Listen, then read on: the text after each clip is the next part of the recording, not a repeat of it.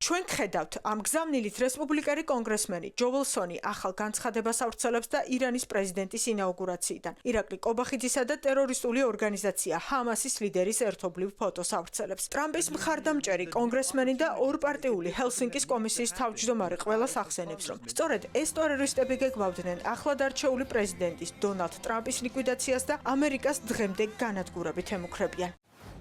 რატომ იყო ქართველი ირაკლი კობახიძე რამდენიმე თვის წინ ირანში ირანის რევოლუციური გაერთიანების ჰეზბოლას და ჰამასის ლიდერებთან ერთად? იგივე ტერორისტები აქტიურად გეგმავდნენ დონალდ ტრამპის მკვლელობას და ყოველდღე გამოდიან ამერიკის სიკვდილის მოწოდებით. ჩვენ ხედავთ, ამერიკა არ მოტყუდება.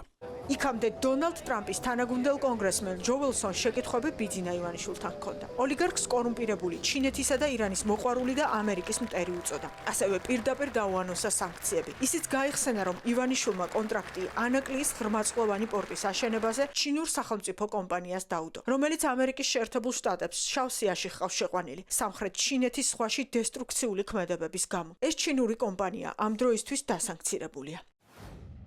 პრეზიდენტმა დონალდ ტრამპმა ნათლად განაცხადა თავისი პოზიცია ამერიკის თვითგამოცხადებული მტრების მიმართ. თუ ბიძინა ივანიშვილი 29 დეკემბერს ქართული დემოკრატიის განადგურების გეგმას განახორციელებს, ის ისეთ პასუხს უნდა ელოდეს, როგორცაც არასდროს წარმოიდგენდა. კორუმპირებული ბიძინა ივანიშვილი ჩინეთისა და ირანის მოყვარული და ამერიკის მტერი ცდილობს საქართველოს დემოკრატია დიქტატურად აქციოს. თუ ეს მოხდა, უნდა დავაყენოთ ამერიკა პირველ ადგილზე და შევწყვიტოთ საქართველოს ფინანსური დახმარება. რატომ დაუდო საქართველოს მომავალმა დიქტატორმა ბიძინა ივანიშვილმა სანქცირებულ ჩინურ კომპანიას ანაკლიის ღრმაწყვოვანი პორტის აშენების კონტრაქტი? მზად ხარ სანქციებისთვის, ბიძინა?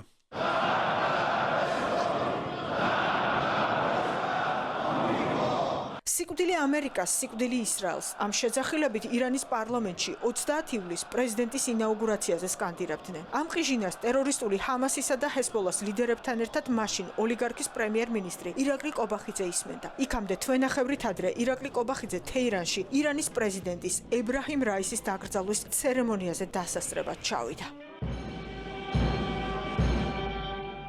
ამერიკის შეერთებულ შტატებს კითხვის ნიშნები იმაზეც აქვს, რატომ გადასცა ოლიგარქიულმა რეჟიმმა ანაკლიის პორტის 49%-იანი წილი ჩინეთის სახელმწიფო კონსორციუმს. რეჟიმის რჩეული ჩინური კომპანია ამერიკას სანქცირებული ჰყავს და მსოფლიოს არაერთ ქვეყანაში მის საქმიანობაზე კითხვის ნიშნები არსებობს. ის ხელისუფლება, რომელიც ჩადის ირანში პანაშვიდზე, რომელიც აფორმებს სტრატეგიულ შეთანხმებას ჩინეთთან და რომელმაც განდევნა ანაკლიის პორტიდან დასავლური ინვესტიციები, ვერანაირად ვერ იქნება შეერთებული შტატების სტრატეგიული პარტნიორი და ის გადატვირთვა, რომელიც ასე უნდა ქართულ ოცნებას ვერანაირად ვერ მოხდება, მანამ სანამ არ იქნება დაცული დემოკრატიული ფასეულობები და სანამ ქართული ოცნება არ შეწყვეტს იმ ანტიდასავლურ კამპანიას, რომელიც მას აქვს დაწყებული. მისი ძალაუფლება მის ფულზე დგას.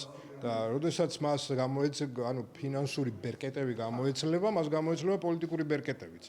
და შეიძლება კიდე რამე სხვას გულისხმობს ჯო ვილსონი, მე არ ვიცი, მაგრამ რასაც მე ვხედავ, ეს საკმარისი იქნება იმისათვის, რომ ის უბრალოდ განადგურდეს როგორც რაღაცა მილიარდერი. ამერიკის შეერთებული შტატების მხრიდან ეს განცხადებები ადასტურებს, რომ ახლად არჩეული პრეზიდენტ დონალდ ტრამპისთვის წითელი ხაზია ირანსა და ჩინეთთან თანამშრომლობა. ოპოზიციაში ამბობენ, რომ ოლიგარქიული რეჟიმის მოლოდინი, რომ ტრამპის ინაუგურაცია მათთვის გამოსავალი იქნებოდა, ფუჭი აღმოჩნდა. ყველაფერი ზღაპარკ და პროპაგანდა იყო, რასაც ჩვენ ვამბობთ, რომ 20 იანვარს მოხდება ინაუგურაცია და ინაუგურაციის შემდეგ რაღაცა გადაიტვირთება ქართული ამერიკული ურთიერთობები და დაალაგება ტრამპის ადმინისტრაციასთან. და ჩანს ახლა შყვალი მოდის ხო იქიდან განცხადებების ძალიან ახლად ჩანს, რომ დემოკრატების ადმინისტრაცია ისე როგორც რესპუბლიკელების ადმინისტრაცია ახალი რომელიც 20 იანვრის შემდეგ დაიწყებს მუშაობას, ერთ ტალღაზე არიან და ერთ გვერდზე same page როგორ არის.